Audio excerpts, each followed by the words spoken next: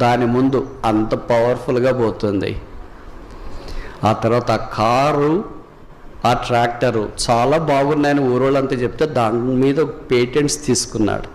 తర్వాత చిన్న ట్రాక్టర్ల కంపెనీ, కారు కంపెనీ స్టార్ట్ చేసినాడు.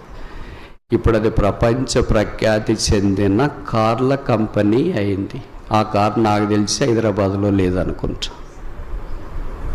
ఉందా? ఉందా లేదా? నేను చూడలేదు ఎక్కడ. చెప్పండి పేరు. ల్యాంబోర్గిని. అసలు ఫోటోనా చూసారా ఎప్పుడన్నా మీరు? కోట్లు దానికి. ఆ ల్యాంబోర్గిని అనేది పేరు, ఇంజనీర్ పేరు. ఎమ్మి ల్యాంబోర్గిని అనే పేరు. ఆయన పేరు ఆ కారుకి పెట్టాడు. నాకు తెలిసి హైదరాబాద్లో నేను ఎక్కడ చూడలేదు. స్పోర్ట్స్ కార్ అది. కోట్లు విలువ చేస్తుంటుంది. ఎవరన్నా హైఫై పీపుల్ మాత్రమే కొంటారు.